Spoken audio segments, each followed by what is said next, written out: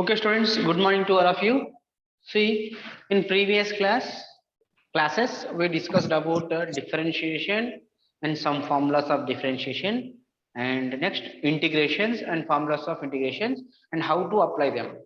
Differentiation and integration, how they are useful for physics. Okay, these are things we have discussed, and their formulas also we have discussed. Na? Yes. So when we will enter into syllabus, that time we will discuss in detail again. I will teach you. Okay? Yes. Because it is a new topic for you. Now today we are going to discuss about one more new. I think one more concept, that is vectors. You are very much familiar with vectors, na? Yes. So let us discuss point by point. So first point, see vectors, how to represent vectors. What is a vector first? What is a vector quantity? Yes. See students, physical quantities, physical quantities, physical quantities. What are physical quantities? Physical quantities are nothing but the quantities which we can measure. Okay, any quantity if we are able to measure, then that quantity is called as physical quantity. Let us suppose length. Yes, we can measure the length of any object, any instrument, we can measure. So length is a physical quantity. Let us suppose mass. Yes, we can measure the mass of any object. Okay, yes, mass is a physical quantity. Time, yes, we can measure the time spent between any two events. Yes, time is a physical quantity. Temperature, yes, it is a physical quantity. Force is a physical quantity. Volume is a physical quantity. Density is a physical quantity. So if you are able to measure any quantity, then that quantity is called as physical quantity. Okay, now the physical quantities, depending upon the magnitude and direction, they are classified into two types. They are scalars and vectors. One is scalar, another one is vector. Yes, what is scalar? Scalar is nothing but a physical quantity which has only magnitude. If it has magnitude alone, then it is called as a scalar quantity. For example, you take length, it is a scalar quantity. Distance, yes, it is a scalar quantity. Time, a scalar quantity. How much time, how much mass, the value of that physical quantity is scalar. Yes, distance is a scalar quantity. So many things we can. Speed is a scalar quantity. Yes. So if any physical quantity it has magnitude, then it is scalar. If it is has only magnitude, and if any physical quantity it has both magnitude and direction, both magnitude and direction also, then that physical quantity we can call it as a vector quantity. Yes. Sometimes not only this magnitude and the direction gives the definition vectors. Sometimes the vector has to satisfy one more law, that is vector law of addition. Law of addition. Physical quantity has to satisfy this laws also. Then only it is a vector quantity. Otherwise, it is a scalar quantity. I hope in bridge class already, when we are taking the classes before your admission, I explained about this point. That let us suppose you take electric current. Yes, electric current, scalar or vector? Electric current, scalar or vector? What it is? Can you give me the answer? Electric current, scalar or vector? Vector quantity, Mahantesh. He is saying that it is a vector quantity. Shreya, scalar, Bhumika, scalar. Yes, good. Yes, it is a scalar quantity. No, it is not a vector. Yes, students, even though, in 10th standard, you have studied. Let us suppose it is one resistor and this resistor is connected to a battery like this, positive and negative. Then what happened? Current will flow. in this direction, current will flow. Yes, we are specifying the direction. So it is having both magnitude and direction. So you can say it is vector. No, it is wrong. For a physical quantity to be a vector, it has to follow total 3 rules. One is it should have magnitude. Second thing is it should have direction also. And third and most important thing is it has to follow vector law of addition. Then only we can say it is a vector. Otherwise, it will be a scalar quantity only. Clear, students? Yes. So, electric current, it does not obey this vector law of addition. So, we can call it as a scalar simply. Or any quantity which is having both magnitude and direction and which is not obeying vector law of addition, then that quantity particularly we should call it as a tensor. What we call? Actually, it is a tensor. Electric current is a tensor quantity. Tensor, one more third type of physical quantity. Okay. So for a physical quantity to be a vector, it has to follow 3 rules. 1, 2, and 3 rules. It should have magnitude, it should have direction, it should have vector law of addition. Yes. See, students, electric current, let us suppose here total 3 wires are there and current is flowing like this. Let us suppose here 2 ampere and here 3 ampere current is there. Now here some angle 60 degrees angle is there between these 2 wires. Now it is a junction. Now here it is a junction. Now how much current will flow throughout this wire? Yes, you can say it is 5 ampere current will flow. How we have given this? According to scalar, we have added 2 plus 3 is 5. But if you add this 2 and 3 according to vector, you will not get 5, you will be something else different. Means electric current is not following vector law. It is not following, it is not according to vector law of addition. According to vector law of addition, we have one law for adding, that is root of p square plus q square plus 2pq cos theta. Here let us suppose this is p value, this is q value. That is under root of p square, 2 square plus q square, 3 square plus 2 times of p into q into cos 60. Cos 60 is 1 by 2. 1 by 2, 1 by 2 cancel. What you will get is under root of 2 square is 4 plus 3 square is 9 plus 2 3s are 6. How much it is? Root 19. Root 19 is not 5. Root 19, it is not equal to 5. Means if you write this value according to vector, it should not be 5. It should be something else. Less than 5 it should be. Root 20, no, less than 5. Means electric current is not following this vector law of addition. So we can say electric current is a scalar quantity. Yes. Students, yes. So we got clear idea about what is scalar and what is vector. Now, how to represent a vector? Vector we should represent with a line headed with arrow mark. Its arrow mark gives a direction, and this line represents the magnitude of a vector. Magnitude of a vector.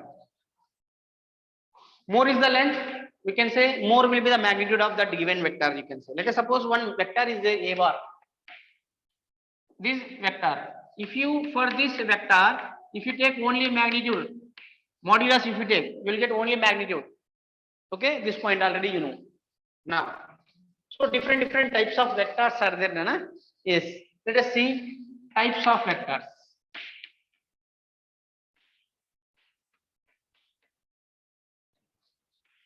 Okay. Yes. First one is parallel vectors.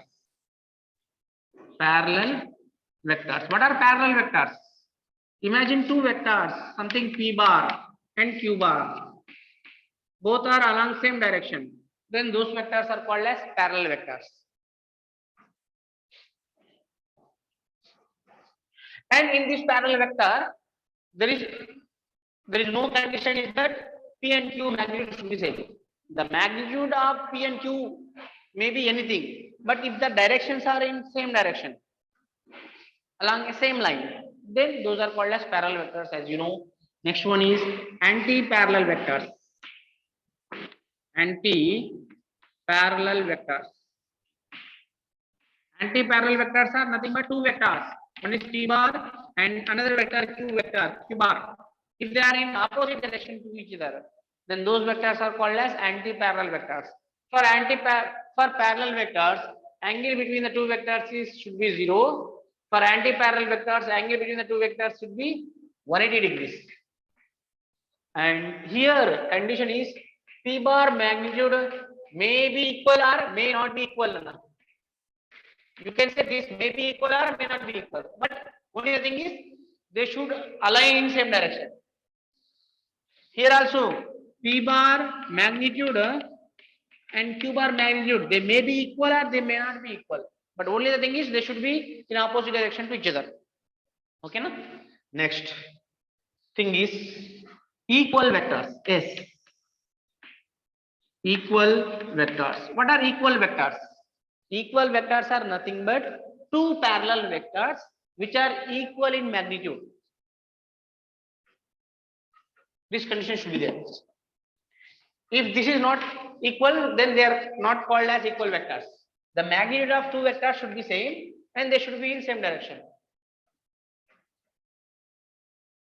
We can say. Okay, na? Next, we can take this is 3. Negative vector. Yes, it is very important. Negative vector. What is a negative vector? Yes, it is important. A negative vector is nothing but, let us suppose you are having one vector p bar like this, and its direction is along positive x-axis towards right side. Now, same magnitude in reverse direction if you draw, magnitude should be same in reverse direction. Then this will be negative of p bar. Okay, here condition is q bar magnitude should be equal to p bar magnitude, but the direction is should be reverse. Then that vector is called as negative vector. Yes, it is important, no? Yes, sometimes we will use this vector. What is a negative vector? Vector whose magnitude is equal to original vector and direction is opposite to the original vector. Let us suppose original vector is p bar. Now equal to the magnitude of p bar, if you take one more vector but in opposite direction to p bar, then that vector is called as a negative vector. Not only the magnitude, direction also should be opposite. Direction should be opposite. Magnitude should be same and direction should be opposite. Then that vector is called as a negative vector. Okay, yeah. These points you may know already, but one more time listen, Anna. Few important points you may come across. Okay, yes. Now parallel vectors over, negative vector over, anti-parallel vector over. Yes, very important. Co-initial vectors. Co-initial vectors. What is co-initial vector? Co in the sense same, means the initial point of, if any vectors, any 2 or 3 vectors, you can take anything, more than 2 vectors are there, and all that vectors initial point is same, then that vectors are called as co-initial vectors. That's it. The initial point should be same, then that vectors are called as co-initial vectors. Next, one more, coplanar vectors. Yes, coplanar vectors. Yes, it is important. The vectors which are lying in same plane are called as coplanar vectors. Students, you consider here, let us suppose this is x-axis, this is y-axis, and this is z-axis, let us suppose. Okay, students. Now, this plane means this board, you can call it is XY plane, one plane. This total board is one plane, XY plane. Okay, na? And this one, see, imagine this Z-axis, it is like this. It is perpendicular to the board. Now, the plane which is facing to me like this plane, this total. Can you see this? Yes, I will show you with one book. Yes, this is important, Nana. Yes, this plane, this one. This plane is called as YZ plane. So I can't draw like this. So that's why what I am doing is I am trying to show you like this. This is YZ plane. And this plane, this Z axis, no? And this is X axis. This plane, this is XZ plane. This is XZ plane. Now you take one vector. One vector I am taking. Let us suppose this is one vector. Let us suppose P bar is one vector. Now let us take another vector. Another vector is like this.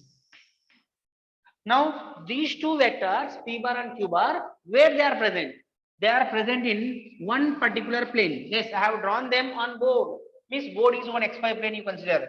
Yes, they are lying in one plane. So we can say these two vectors are coplanar vectors. These two vectors we can say them as coplanar vectors. But if I'll draw one vector is here, another vector here like this, Q bar like this. Now this is lying in XY plane, this is lying in XZ plane. These two are not coplanar now. One vector is here like this, another vector is here like this towards you. Yes, these two.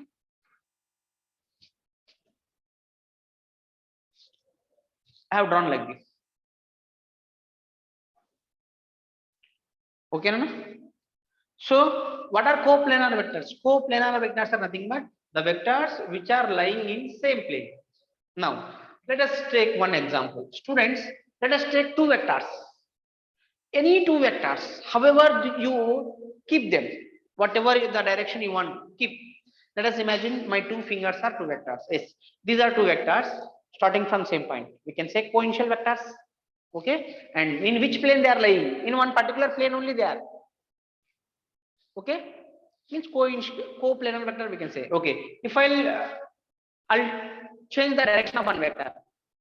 See these vectors. Yes. Now these two vectors in which plane they are lying? Yes. If you touch with your hand, yes, these two are touching. Means these two vectors are lying in again in same plane. Means they are coplanar vectors. Not like this. Let us suppose like this also you take.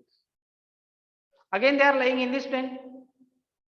Means always any two vectors you take, always whatever may be their directions, always they will lie in one particular plane. So coplanar.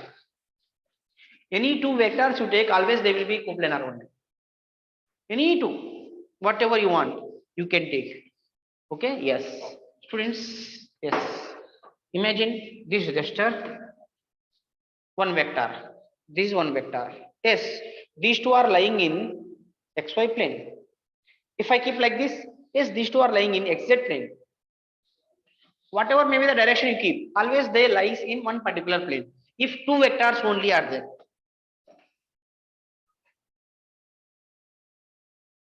And if three vectors are there means they may be coplanar, they may not be coplanar, depending upon their direction. Imagine these three. Yes. Three vectors. One is along x-axis, another one is along y-axis, another one is along z-axis. Now, these two are in one plane. These two are in one plane. And these two are in again one plane. But these three together, they cannot be in one particular plane.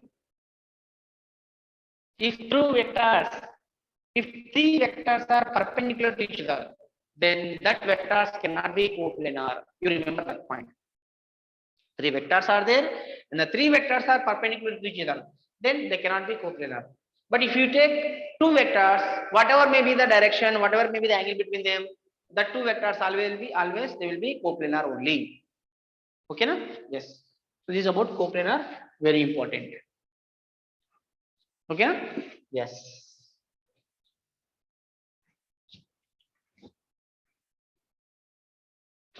Now, next, coplanar vectors over. Polar vectors. Let us take polar vectors. What are polar vectors? Yes, students, polar vectors are nothing but the vectors which are along whose direction is along the direction of motion of an object. Let us suppose there is one object is there and that object is moving in this direction. Okay, na? Now in this direction it is moving. Now means if I want the displacement, in which direction you will write? You will write in this direction. So it is a polar vector. Polar vector is nothing but the vector whose direction is in the direction of motion of the particle or object. Then that vector is called as polar vectors. You can say displacement, velocity, acceleration. These are polar vectors, we can say. Okay, na? Important point. You must remember this. Okay. Next, another one is axial vectors. Yes. Axial vectors. Yes. What are axial vectors? The axial vectors are nothing but the direction of the vectors is along the axis of rotation. Then that vectors are called as axial vectors. Let us suppose, students, let us suppose this duster is there and this duster is rotating about this finger like this. It is rotating, no? Yes, it is rotating like this. Now, it is rotating, you can say it is rotating with some angular velocity. Now, what will be the direction of that angular velocity? Direction of that angular velocity will be along the axis of rotation. This is the axis, about this axis it is rotating. Such type of vectors are called as axial vectors. If the direction of a vector is along the axis, about which axis it is rotating, then that vector is called as axial vectors. You can take angular velocity, angular acceleration, torque. These are axial vectors. You can take displacement, velocity, angular displacement also. Okay, velocity, acceleration, force. These are polar vectors. These are axial vectors. What are axial vectors? See, I will show you. Try to show you. Imagine this book is rotating about this one particular point. It's like this. Okay. Then about which point it is rotating, that is called as axis of rotation. Yes. So here, this is the axis of rotation. About this it is rotating. Clear? Now the axial vector of this is along this my finger only. That is called as axial vector. If the direction of rotation of an object is along the axis of an object, then that vector is called as axial vectors. Okay. Now, next one more. Yes, unit vector. What is a unit vector? You know this. Very important. Unit vector. Vector whose magnitude of a vector should be equal to 1. Then that vector is called as a unit vector. Ritesh, coplanar vectors. Coplanar vectors are nothing but the vectors which are lying in same plane.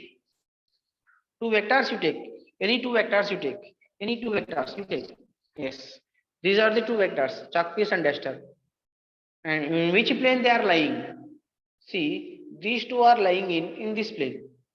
My hand, see? Yes, this is one plane. Now they are lying in one particular plane. So these two vectors are called as coplanar vectors. That's it. Okay. Now what is unit vector? Unit vector is a vector whose magnitude is 1. Let us suppose we are having a vector. Now, if you take the magnitude of this vector, if you will get one value, then A bar is called as a unit vector.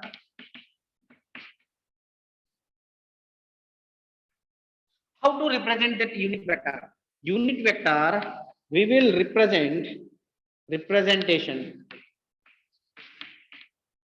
with a vector on its head, a cap, topi. If we keep on its head, it will become a unit vector. Okay, na? Yes. See, unit vector is nothing but a vector whose magnitude is 1. But if you take any vector, in this vector, how many quantities are there? Two things are there. One is magnitude, another one is direction also. Now, if you divide with the magnitude of that vector, if you divide with the magnitude of a vector, then what you will get? You will get a unit vector. Means its magnitude will become 1 unit. Let us suppose A bar is a vector whose magnitude is 10. You want 1 unit magnitude. Divide with that value, you will get 1 magnitude. And what is the importance of this unit vector is, unit vector gives you direction of given vector.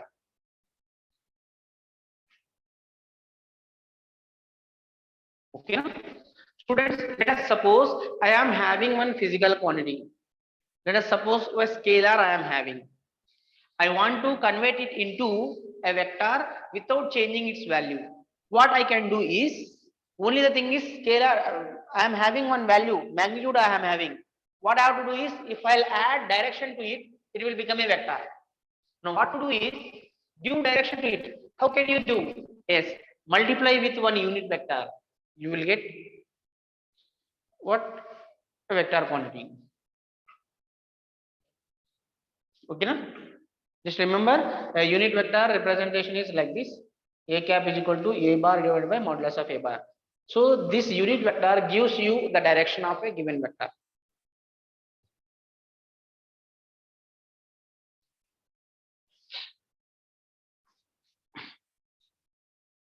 Okay? Yes. Now, zero vector. Again, one more. Zero vector also is there. Yes. What is zero vector? Zero vector is nothing but a vector whose magnitude is 0. You take one vector A bar. If you take the magnitude of that vector, and if it comes to be 0, then A bar is a 0 vector.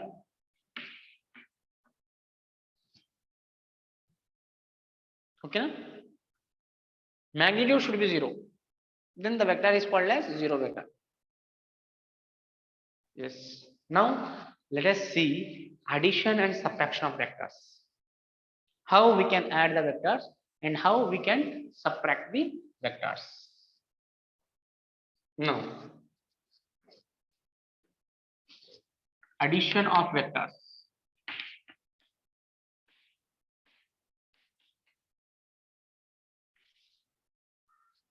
Now, students, let us suppose I am having one vector, something P bar, and another vector in another direction. Let us imagine like this. One more vector Q bar is there. Now I have to add these two vectors. What I have to do? Mathematically, we can say P plus Q, but graphically, diagrammatic representation, how? Geometrical representation, how? Yes, students, whenever you want to add whenever you want to add two vectors, what you have to do is, the two vectors will have one starting point and arrow mark, head, starting point and head. Okay, which vector you want to add? That is the second vector. Now, always second vector starting point should come in contact with the first vector head without changing its direction. Let us suppose this is the vector direction. Now you should not change its direction. What you have to do is, you can bring in contact this point to this. So just shift this location forward, backward, up and down, you can do. But only the thing you can't do this is you can't rotate it. By shifting a vector from one place to another place without changing its direction, the value of that vector will not change. Okay. Now, what I am doing is I am bringing it back like this and shifting to this like this. Means this representation can be written like this: P bar and Q bar. This is how we have to add. Now, resultant of these two will be given by like this. That is R bar. Resultant of these two vectors should be like this. This is called as addition. Any two vectors you take. Let us suppose one vector is like this, P bar. Another vector is like this. Not I'll take like this, Q bar. Now add P plus Q. I want P plus Q. Graphically, you should represent it. What you do? You have to add Q to P. Yes. Shift it and keep in contact like this. Where? Not here. Here we should keep. Okay. Second vector initial point should come in contact with the first vector head. This one you should keep it here. That means this vector will become like this. Now this is P plus Q. Now resultant of these two should be starting point is this, ending point is this, like this. This is the your resultant value. Did you got? Clear? Okay, na? Now, sir, suppose I don't want P plus Q, I want Q plus P. Yes, I want Q plus P. How to get, sir? If you want Q plus P, this is P plus Q. This is P plus Q. Now I want Q plus P. Yes. So this is my second vector. What I have to do? I have to bring in contact with this one like this without changing its direction. Yes. Shift its location here like this and keep it here. This is P plus Q. See, this is the resultant. See, resultant both are in same direction. This is P plus Q. If you want Q plus P, then what you will get? See for this Q plus P. First vector Q, drop as it is. This is Q, first vector. Second vector I want P vector. This is P vector.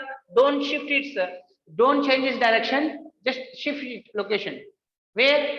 Yes, we should keep with the head of first vector here. Means here like this. So this vector direction should not change here. This is Q. Now this is P. Now the resultant vector will be like this. Q bar plus P bar. See, both the resultant are in same direction. So while adding the vectors, what you have to do is, which vector you are going to add, that vector tail should come in contact with the first vector head.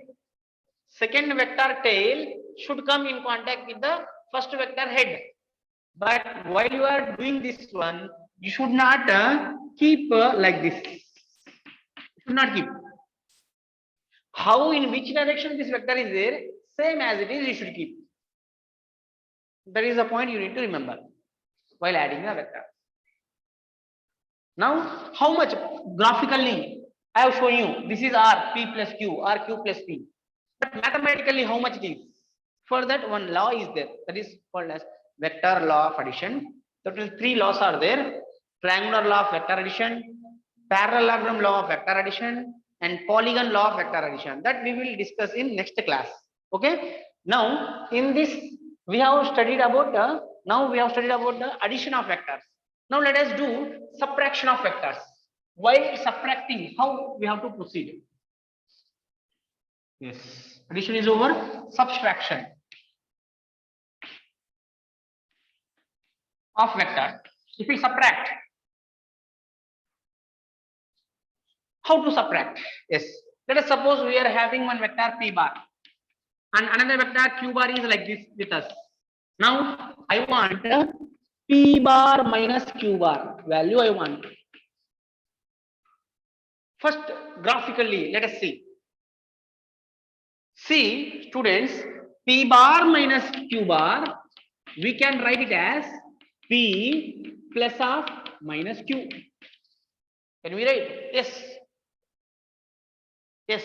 If you are having Q, minus Q bar is called as a negative vector of Q. Correct? Yes. So what is a negative vector?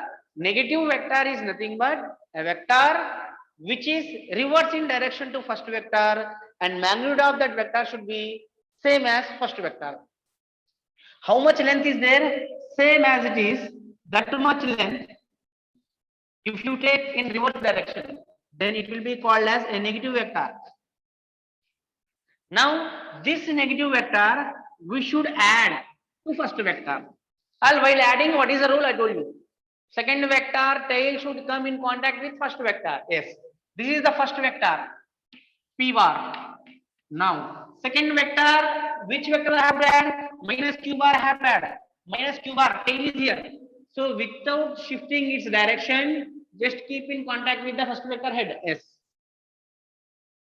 This is minus Q bar.